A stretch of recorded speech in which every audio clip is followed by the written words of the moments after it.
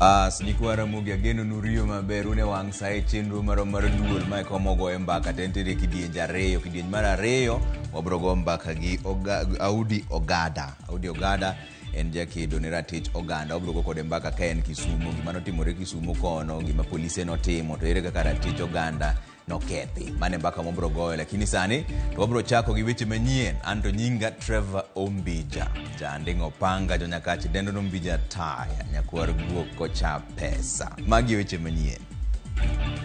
I can now say it here that the president from Tanzania came here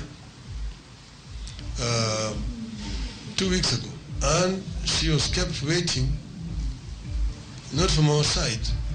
We were available. Raila Odinga koro yango ni jatend piny Kenya William Ruto ne okodeo jatend Tanzania Samia Suluhu manyocho chopo pacho ka mar kelo thik e Kenya. Wayudo kaka Kenya obet sani ok kako nego bedi, to kendo ok luwre gi katiba mane waloso maber ma wakete nyaka ratich dhano e katiba. Riwruoge makedo ne oganda omedo seyo obila ma Kenya kuom nek ma osetimore ng'anyo ma pacho ka. Obila mag okwach kich opedho ne doho ote moko mane miyo moro oro ne Sharon Otieno mag buogo ngimane.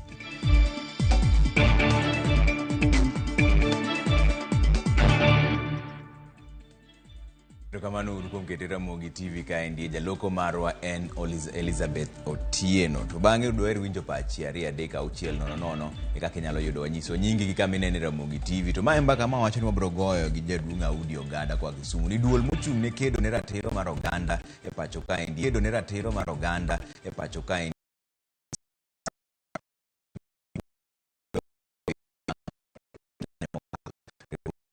Obila nyaka luw chik e kinde magichwalo tijegi kendo kwayo duol mar IPOA mondo kaw okang' mager ne obila majendeke manoyudi ka ketho ratiro mag oganda. Chris Owino miyo ler. Kaluwore gi timbe majendeke mane obila onyiso kinde ng'anyo mag Azimio, duol mochung' ne kedo ne ratiro mag oganda e pacho kae KNHCR owuok oko kendo golo duondgi. Jakom duol mar KNHCR Dr. Roslyn Odede owacho ni gin kod kuyo kaka duol makedo ne ratiro mag oganda e pacho kae kaluwore kod kaka obila ne orocho ratiro mag jopiny e kinde ng'anyo mag Azimio. Wakuyo kabisa kwa wacho gigi nikech wayudo kaka Kenya obet sani ok kako nego bedi, to kendo ok luwre gi katiba mane waloso maber ma wakete nyaka ratich dhano e katiba. Odede oyango ni duol mare oseyudo ripode mathoth manyiso kaka obila ne orodho kendo kelo hinyruok ne jopiny e kaunti ma Kisumu kata odoko ne gionge kod ketho ataro kod chik kare 25. Nitie ji mang'eny mosehinyre ka luwre gi yore askarigo. Wayudo ka nitie kuonde ma polis osewito tiagas kata e skunde ma nyithindo nitie, to mano ok ber. To wayudo ka kata nitie kuonde ma iyudo ka polis goyo dhano kata mosebolre moweni koro maka uru to podi goya magoye matieke ma mano waneno ka ok ber. Duol mar KNHCR osingo matimo nonro kendo chwalo ripot margi ewi kaka obila ne orocho ratiro mag oganda e pacho kae. Bende gikwayo duol mochung' ne ng'iyo tije mag obila e pacho kae IPOA mondo tim nonro margi kendo kaw okang' mager ne obila majendike mane orocho ratiro mag jopiny e kinde ng'anyo. Joka IPOA be wakwayo ni ka giyie to gitim uchunguzi e wachni mondo gine mani joma okadho moketho ratich ji kata askari motimo marach odonjne kaka dwarore mondo giwe timo kamano. Duolno bende oseyo apisi mar jamin wach maduong' ma pacho kae kod bad migawo mar obila kuom mako jopiny kendo chwalogi e doho bang' seche mohewo 24 ataro kod chik. Kendo wayudo nitie nyithindo matindo ma ok joma dongo ma pok ochopo higni 18 me otwe e remand ma joma dongo ma ok chik dwaro ni nyithindo matindo ma pok ochopo higni 18 otwe yore kata ka gin gi hatia mar ginene. Omiyo wawacho ni ma ok ber. E court nitie ji ma polis osemako to kar terogi e court within 24 hours kaka chik wacho, wayudo kikano gi aming'a makalo kanyo to bail monego migi samo mak gi bende ok migi. Koro jogi budho e sel aming'a to ma ok kaka katiba wadwaro. Bad migawo mar obila osebedo ka iseyo kuom duoko piny Kenya e kinde telo mar duond bura achiel kaluwore kod okang' margi mar mako josiasa makwedo piny owacho kendo tero gi e tesend obila ma anyuolagi ok ong'eyo. Kaka Kenya Commission ma Human Rights waluongo gigi wakwer nok ber to wakwayo ni wane lokruok. To wakwayo jo Kenya te ni wayie wabed joma rito ratich jowetewa. Achiel kuom geno maduong' ma oganda jo Kenya ne nigo e kinde mane giriedo e lai mar puodho katiba mar 2010 ne en chuogo bad migawo mar obila mochung' kar kende madhi tiyo e bwo chik kendo miyo luor ratiro mag oganda. Kata kamano, geno ma kamae nyalo biro mana dong' kalek kaluwore kod kaka obila ne orakore kod jong'anyo juma mokalo. Duol mochung' ne kedo ratiro mag oganda e pacho kae wacho ni obila nyaka ti e bwo chik kendo miyo luor ratiro mag oganda e kinde mag chwalo tijegi. Chris Owino, Ramogi TV, Nairobi. Jatend kweth machon mar Mungiki Manyien kod jomoko ariyo mane omakgi godo we thuolo gi doho ma Makadara kama ne odonjnegi gi ketho mar siayo ng'anyo e pacho kaendi. Doho ma Milimani bende winjo buch jaod bura ma Embakasi East Babu Owino ka MCA ma Siaya Township James Obiero Tare bende we thuolo maonge rambon. Lydia Okeyo nigi ler mar wachni. Moko kuom josiasa manaomaki kitudo gi siayo ng'anyo manaobagi gi kweth mar Azimio la Umoja One Kenya Lansi pacho kanochwali doho. Jatend kweth machon mar Mungiki Manyien gikone to koro e thuolo bang' kanochwale nyim doho ma Makadara kama nodonjne gi ketho mar siayo ng'anyo kendo bedo gi lweny makoch. Okin Njenga oko doho no mondo mi owe Njenga thuolo kosingo ni okonyal donjore gi joneno e yo mora mora. Jang'ad bura mar doho no Francis Kiamba oweyo Njenga thuolo gi rambun mar moselings 100,000 kata omenda maching mar moselings 200,000 ka burano ibiro winj kendo tarik 8 dwe mar 12 higani. E doho ma Milimani e kaunti ma Nairobi, bura matudo jaod bura ma Embakasi East Babu Owino ne owinji ka jang'ad bura mar doho no Esther Kimelu ogolo chik mondo mi obila oduok ne jaod bura no simbe mar ong'we yamo mano mai chieng' mano make. I don't know what you're doing with our phones. Those are private, that's a private property. I'm a member of parliament, I need to serve my people. I haven't communicated from Tuesday to date. How do you want me to serve my people? How do you want them to reach me? How do you want me to reach them? Babu okobila mondo mikikieti kod gimarach erocho ratich oganda kabende okwa jatend piny Kenya William Ruto mondo mi owinje ywak jo Kenya makech nego kendo ywago pek mar ngima. Some of the police officers, you are killing your own relatives. You are injuring your own relatives. Among those people who have died, I know there are your relatives there. Why do you destroy your own? This is the time that Kenyans are hungry and are angry. If they don't have food to eat, they will eat you.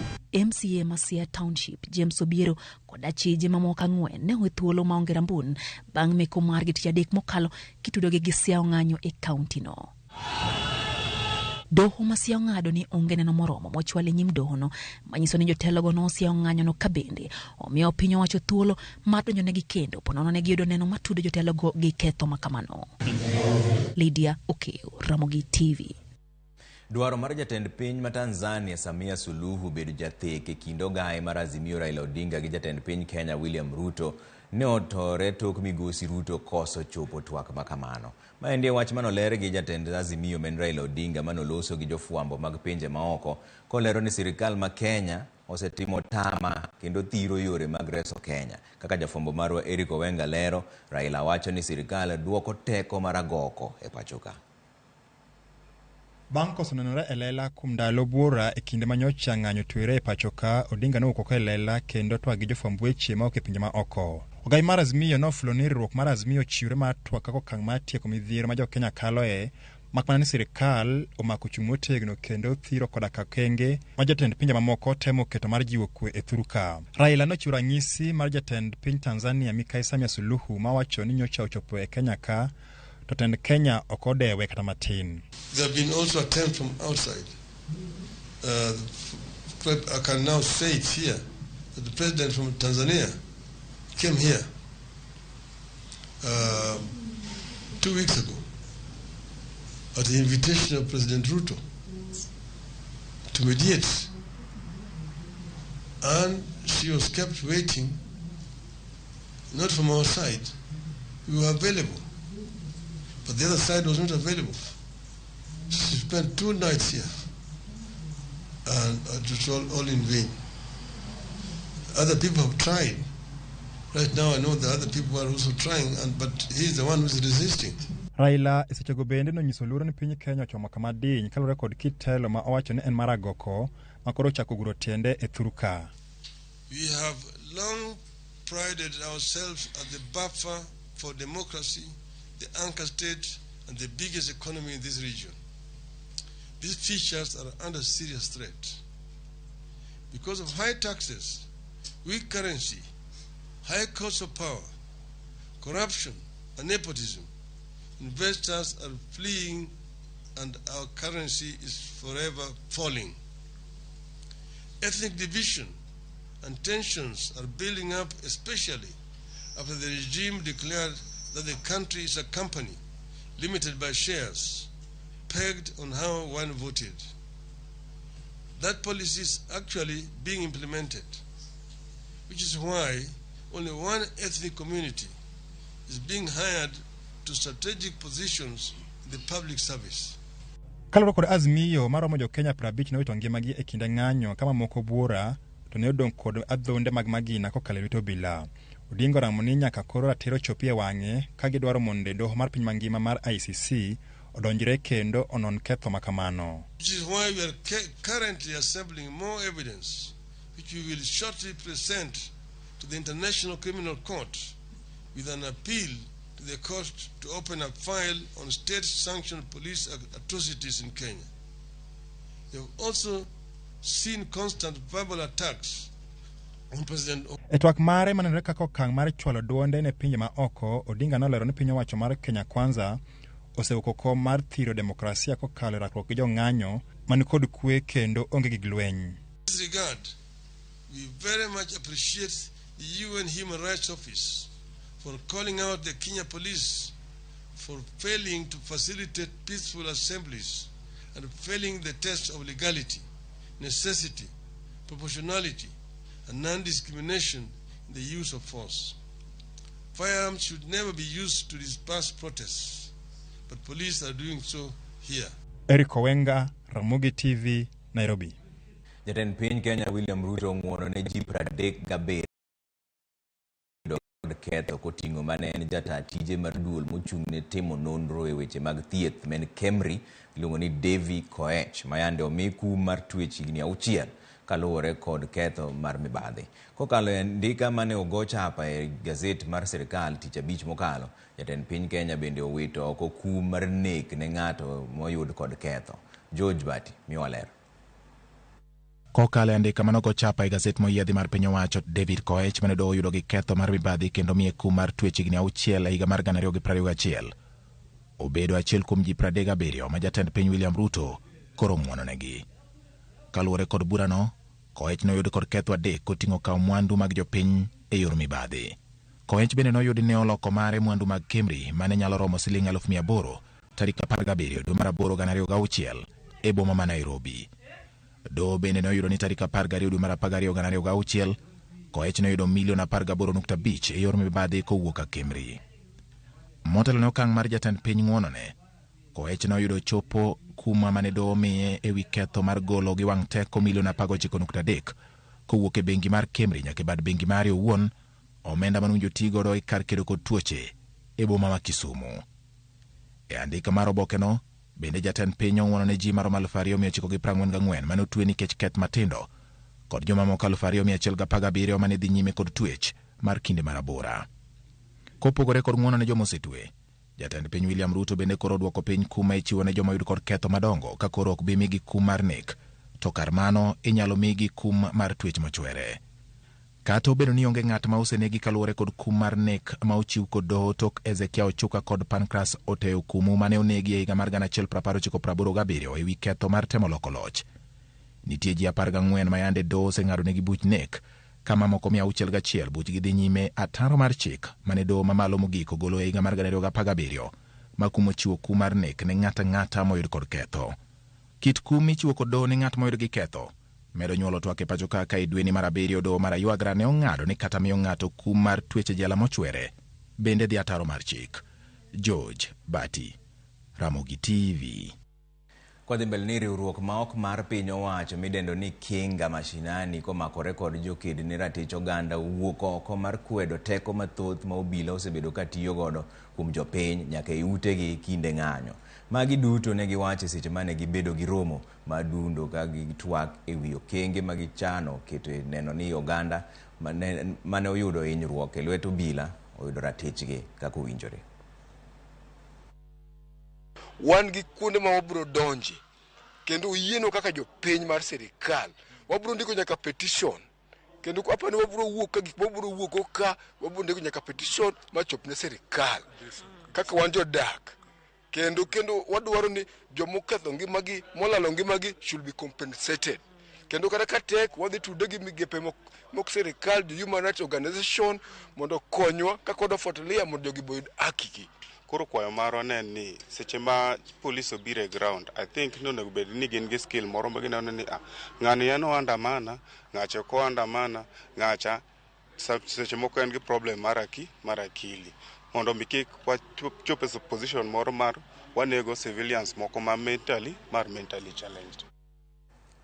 Wadhi yo moro machuok e chenro moro mar duol kuodogo to pod wan weche manyien mobro kelo iri kata ne kuoro ote 2-3-6-0 wang'iane kanyalo somo moko kuom kaendi. Ramogi TV and Pastor Omonjo tiche mar game onyenyore mosna Archbishop Odhiambo Gora gi jagoro Samuel Atongo gi Bishop Amayo gi Lilian Ogesa. Erokamano ahinya Pastor Omondi. Ramogi TV Josiah Witi ka wuok Osure Kanyamnwa awuoro ni Kenya tinde kedo kod kindgi gi pesa bedo malach kendo pesa bende olal bende nitiere kare bo nyalo ng'iyo kaka konyore mane mbaka mipinjo kanyo. Ramogi TV ler mar Dan Mbawa obila nyithindo ma jo higni 12 Nyalenda mano hinyore marach kato kare en nang'o. Ramogi TV an Eric awuok game kilo mano Siaya. Wan jopiny wabe waricho sama oluong ng'anyo wawe ketho gik ji kod bayo obila bende gi kite. Erokamano ahinya mantie chenro mar duol wadhi yo moro matin koduogo to wan weche manyien.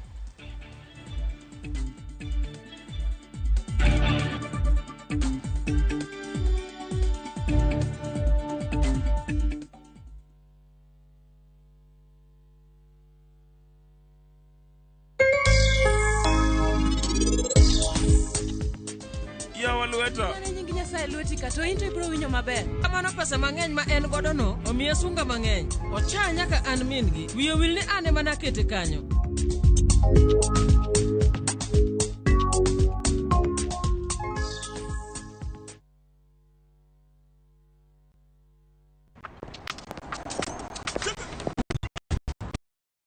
Oh, nice dashboard. Thank you. Gari yako ni mzee na venye dashboard yako inakaa mpya mbichi. Is it new? Acha hizo tropi, unanitocha. Ipata pana si mpya. Neat. Manze, and that smell. So fresh. What's your secret, man? Nimekuwa nikitumia Tropical 2-in-1 car dashboard polish since I bought the car. Just spray, wipe, and your dashboard looks as good as new always and smells fresh. Haijawai parara. With Tropical 2-in-1 car dashboard polish, your car dashboard looks new always, fresh and shiny. Available in 4 exciting variants and in all leading supermarkets from Tropical brands.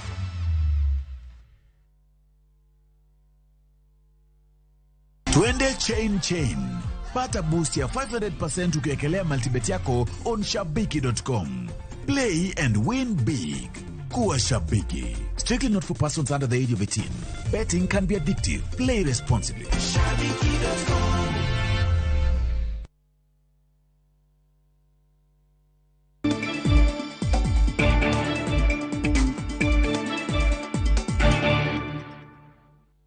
Erokamano kuom keto Ramogi TV ka wadhi ane mbele gi chenro moro mar duol ni komiti mar twak e lo Kenya Kwanza koro okone kweth matwak e lo Azimio mondo yie gidog e mesa mar twak kendo to kaka yor jiwo winjruok e kind kweth ariyogo endo. Azimio to wacho ni Kenya Kwanza ok osechiwore ne twak ni mar ok gipedh adieri margi ewi mesa mar twak. Jafwambo marwa Walter Nyambaga nigi ler mar wachni. Mana seche 24 tok tend Azimio nyonorek ne ng'anyo mano chan tim tich adek jumane mondo gitiamo suma mach kaka ranyisi mar kuyo kod familia manyo weto ngimagi kinde mag ng'anyo. Riwruok mar Kenya Kwanza kokalo kuom kamiti mar twak margi e koro chako rieyo bade ka kwayo Azimio mondo dogie mesa mar loso wi weche makelo liet pachoka. We are now willing to re-engage, and we have invited him to come back with his team.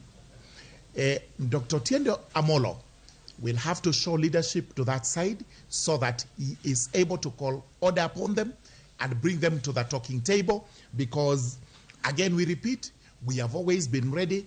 We are still ready and willing to continue with the talks. Kenya Kwanza okonegi segwelo paro mag oganda Jerusalem Supkem jodolo kod riwruoge makelo ne ratiro mag oganda mondo chwal pachgi kaka yor chiwo thuolo ne nywando pach jo Kenya kanyakle twak makamano. The Kenya Kwanza side of the talks wrote to the NCCK and Supkem confirming support for their statements and also indicating that in the framework agreement that we agreed upon, there is a space for stakeholders and interested groups to come in and make presentations to this committee. Kata kamano, kokalo kuom jaod bura mar Arido Tinda Molo to koni obwok kod barupe mindiko kod Kenya Kwanza, to Kenya Kwanza owuon ema biro twak ka tiendgi achiel nie mesa, tachiel oliero oko. The letter that I saw was a letter that was phrased in very interesting language, that they are asking for the talks to convene for the sole purpose of discussing recruitment of IBC commissioners. How would you even resume talks when at the stage at which they collapsed, their side had identified 11 issues, we had identified 8. How would you then say, let us reconstitute for only discussion on one thing? Makoro weyo kwith ka sayo chung motegno minyiso kod jodito mage ahinya te kinde maduol matayiro kod kiopacho ka IBC to pod ni kod fuok mar commissioners. To address the IBC and ask them to preserve the servers as we continue with the talks. We did the letters, I signed my part, sent them to our colleagues. They have never signed to date. That is a demonstration of bad faith. Their claim was that as a team we had no power to stop the process of recruitment of commissioners and no power to instruct IBC. And why we said and still say it's a bad faith is if you say you have no power to stop the recruitment of IBC commissioners, then why are you calling for talks on how to recruit new commissioners? We can actually rediscuss or reopen the matter if the other side is prepared to come to us. But we will have to confirm whether there has been any steps taken by the selection panel towards recruiting the commissioners. Mati Murekari riwruok mar jodolo e kaunti ma Siaya bende sundo jatend piny William Ruto kod ogai mar Azimio la Umoja One Kenya Raila Odinga mondo bile wach kanyakla kaka yor manyo kwe ne Kenya. We are making a humble appeal to His Excellency President William Samoei Ruto and the former Prime Minister, Right Honorable Raila Odinga, to find time and meet for a lasting solution. Ekinde ma ute mag lamo kanyakla kod riwruoge makene ratiro mag oganda pod dhi nyime kod sundo kweth mar Azimio la Umoja One Kenya Alliance to kod Kenya Kwanza mondo bedie mesa mar loso mar manyo kwe. Kata kamano, Azimio to luwo ni twak othachopi ka gichiwo thuolo mar chiwo luor makende kod ywago jogo mowito ngimagi kinde mag ng'anyo. Nyakora Mugajwang, jugu mit mikwanya achiel kachiel ka e san. Samoro thoth mar ji nyalo moni kwanyo king'eyo ni wichkuot nonega puoyo e gono. Walter Nyabaga, Ramogi TV. Ilere mar od bura, Nairobi. Walter Nyabaga ni gero ma anyway. Riwruoge mochung' ne kedo ne ratiro mag oganda koro wacho ni podi nitiere obadho mathoth mamono chenro mag yiero bedo ma oyanga e thur ka endi.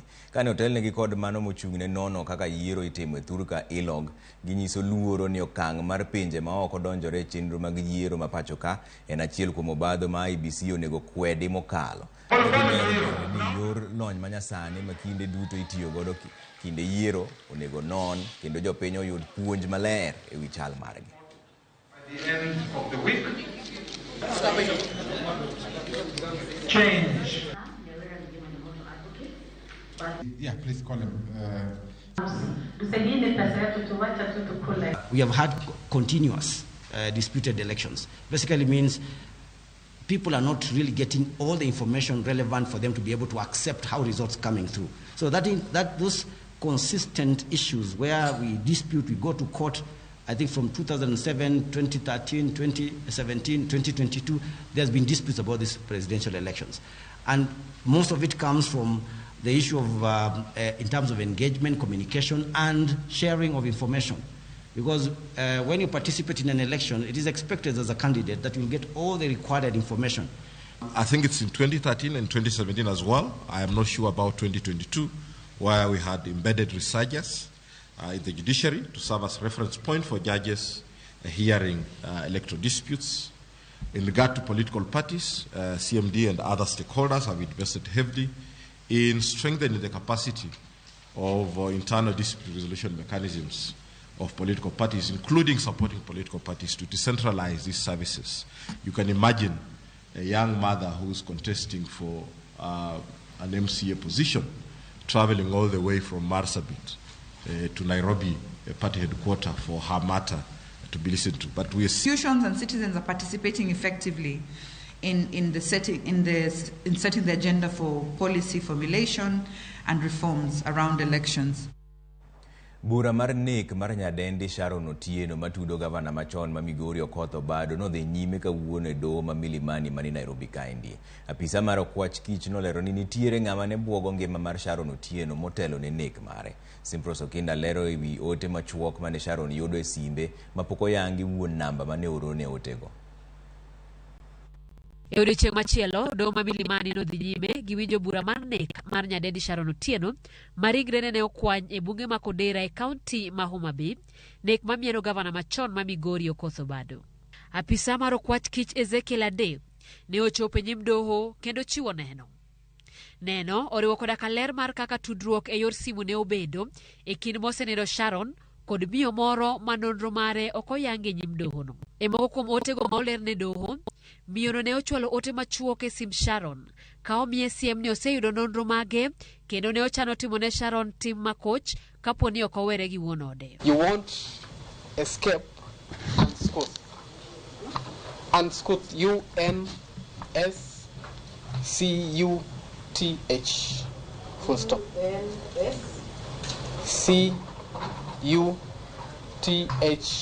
Full stop. E ote machielo, miyono ne osiemo Sharon kendo ka onyise ni ok obi tony kata tek kata yot. Kanyo bende ne oluongo Sharon nying mar tude gi tim mar opamo kendo jalodh omenda kuom ji. Kata kamano miyono ne chalo ka gima sayo Sharon mondo were chutho gi jaode. Ezekiel Ade kata kamano nyiso ni onge ler e wi dichuo ma mine ariyogi ne laro. E duoko mare ne ote manowuok e namba ma wuon gi pok oyangino, Sharon ne oduoko ni en ok ong'eyo dichuo ma miyono ne wuoyo kuome. Kaluwore kod janeno, Sharon nenore ni ne oketo nying Obado e simbe gi nying mar Hani, ni mar namba mane oro ote ne mar Obado. E twak margi gi Hani, kokalo yor ote machuok, Sharon nyiso Hani ni nyathine nitiere kendo tugo maber. Hani e komachielo duoko kowacho ne Sharon mondo tem komachielo kendo kik otem dino wang'e. Sharon ochako duoko Hani ni en adiera ni gin kod nyathi madongo e kindgi kendo onge dok chien. Burano pod biro dhi nyime e nyim jang'ad bura Cecilia Githua. Simfros Okinda, Ramogi TV. Kwa kanyo ni familia mar jariemb apiko ma jahigni 32 ma yande onegi gi jonjore moko e dalane mani Lala e kaunti ma Homa Bay koro bandho ratiro mare. Familia no ywak ne obila ni otim nonro mapiyo mondo giyud ler kapok giiko ringre jagono. Kaka jafwambo marwa e kaunti ma Homa Bay Ali Abich lero, jomaundugo bende ne oweyo ka orocho ratiro mar nyathine manyako. E dala Joseph Nyambok maneno jariemb apiko e boma ma Homa Bay, lit kod kuyo kwako chuny anyuola kod wedene kaluwore gi ndek makoch mane jomaundu ma ok ong'eyo timo ne chuny Otieno, monj ma bende nyaka sani ok ong'e gimomiyo ne jomaundugo eko timo. Min ode Violet Adhiambo ni kod kuyo kendo piny ochame gi nyathine matin ka oting'o ka ochiwo ler ewi kaka jomaundugo ne omonjo wuon pargi e dalagi manitie gweng' Malala kendo weye kod hinyruok mane okelo thone ka nyathigi manyako bende jomaundugo ne orocho rateche. Koro kaka ne gibiro to an apoyogi e ot to nok ang'eyo, koro an ka nanindo to nabuok to kachiew to ayudo kotimo remo to ging'isa nalokra kang'iyo kocha kik ang'igi. To kaso jaoda nochungo malo dwani mondo ofuar gimoro mondo ogogigo to ne gigo toke to nindo piny Kosendo piny to gima ne gidwaro ne gidwaro pin mar M-Pesa. Koro ne gisegoye ma wiye orokni ma pin mar M-Pesa nokia. Kono gini to giwacho ni yawa wano biro madwaro pin mar M-Pesa. Koro kaneno kama to an gieta kang'iyo kocha to gidhire to gore piny to lware dier ot. Koro idwaro pin mar M-Pesa to kia. Koro giriwo wiye gi korot. To wacho ni yawa winya yawa karu biro nega unega natima ng'o.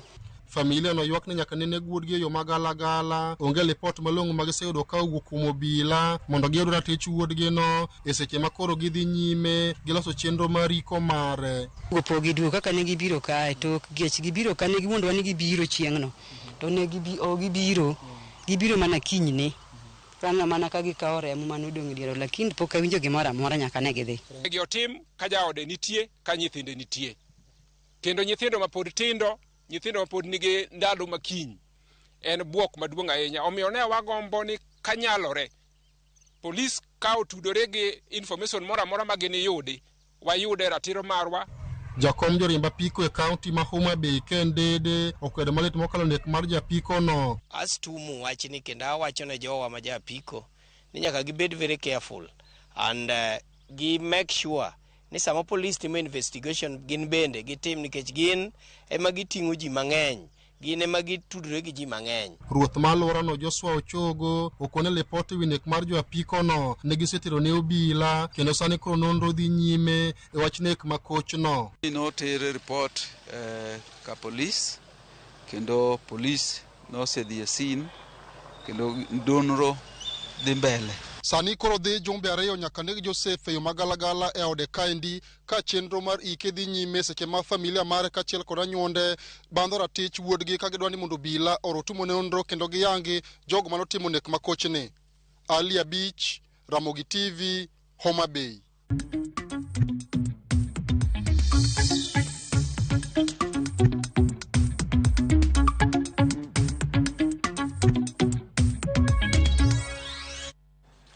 Oronjene weche mag ohala ni board motelo ni duol machung' ne chenro mag gero udi e pacho ka endi National Housing Corporation koni giikore mar chako gero udi ma nengogi oyueyo e kaunti ma Mombasa.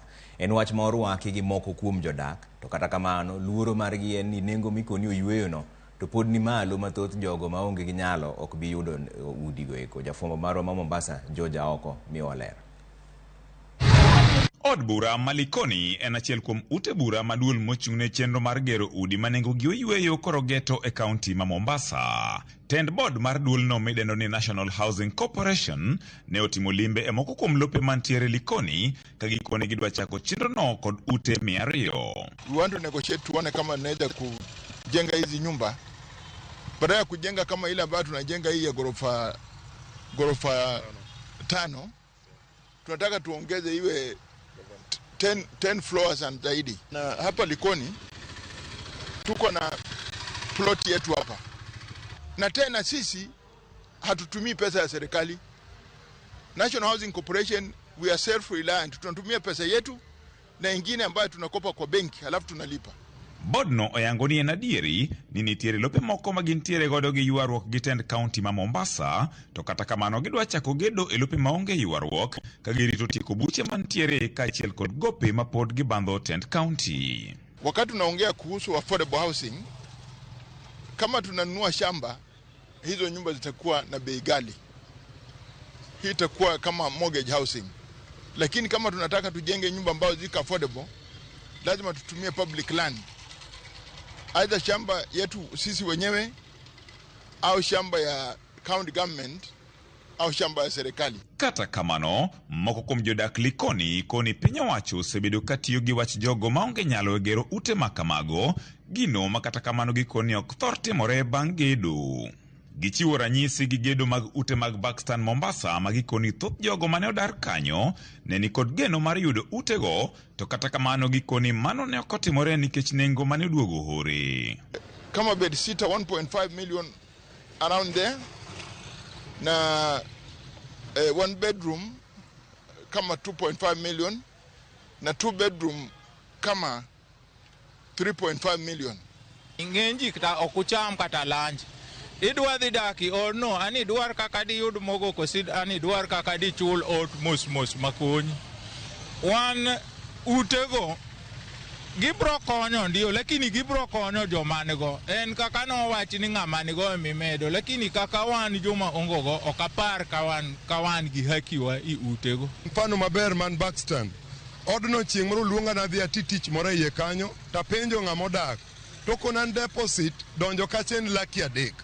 Koro an jajua kali kaka anuma koiro kama. Ige sirikal gero na ot, nadhi golo laki adek, eka pango odno. Nikech anungi chieng' bambro dhi, nadhi dwaro ot mar laki adek, ka biashara matimo mondi, ok nyal miya laki adek no.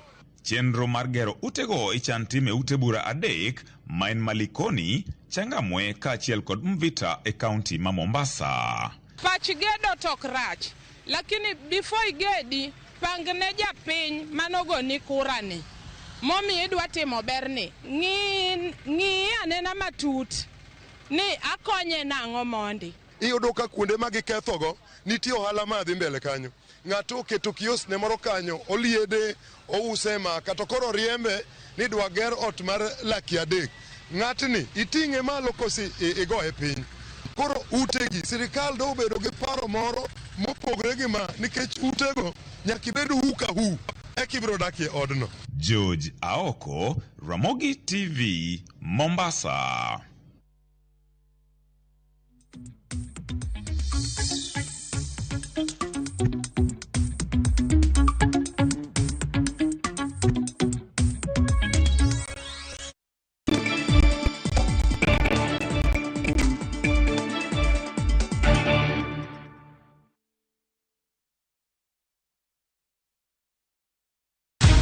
Many have been lured into jobs abroad, only to end up in perpetual suffering. I met this girl by the roadside.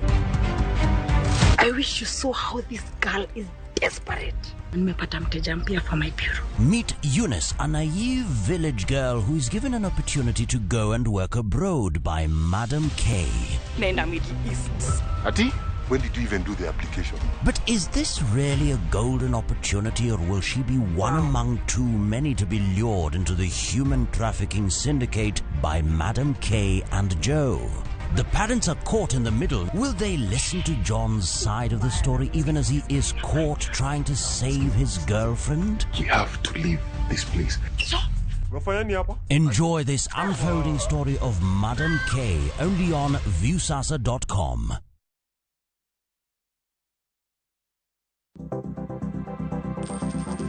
Inyalo goyo kwan kod omenda ma aching' kata ma ikete bahasha ka isiko itiyo kod omenda mohingo kaka onego itigo. Tema ne keto e bahasha omenda ma idwaro tiyogo kama moko to ikung kata ika.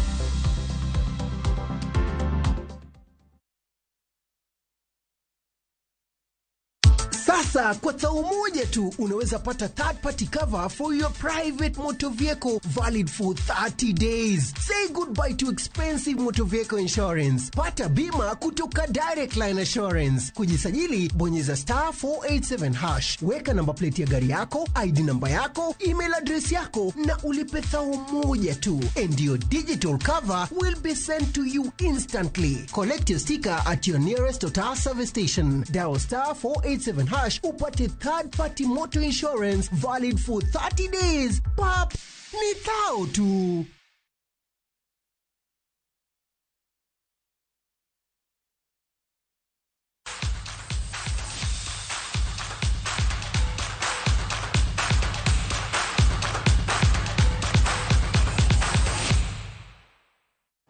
Wadonjone weche mag tuke ne yuaruok gi chiedh nade nokwako tuke mag sikunde sekondar mag gwenge mar Nyanza bang' tim mar sikund sekondar ma Kisumu Day motugo tuke mag adhula chwalo ng'ur bang' kane ologi gi Agoro Sare final. Kisumu Day mane gin joloch higa mokalo e tuke mag sikunde sekondar gwenge ma Nyanza ne ologo nde 7-6 kokalo e opich achoma mag penalties bang' tugo no rumo modhi 0-0 e alap ma Maranda High School. E oboke mane Kisumu Day ochwalo ne duol mang'iyo mibadhi e weche mag tuke, Kisumu Day nolero ni tim mar Agoro Sare notugo gi jotugo ma onuoyo klas 11. Chik matayo tuke mag sikunde sekondar lero ni nyathi sikul monuoyo klas mora mora ok onego tugi e higa manonuoyo skul no endo. E kidieny mar nyiri, tim mar Lwak bende noloyo Nyakach mana kokalo e opich achoma. Joloch biro riwore gi sikunde mamoko e tuge mag nationals bibiro bagi e kind tarik 6 nyaka tarik 15 dwe manyien kapok giyuore tuke mag pinje Afrika ma Ugwe. Haya, anavuta kasi, anakuja piga. Kwa dhi mbele ni Linda Sikado nondiko history e tuke mag pinje mangima e kinde wa Keini bang' loyo gol achiel kendo konyo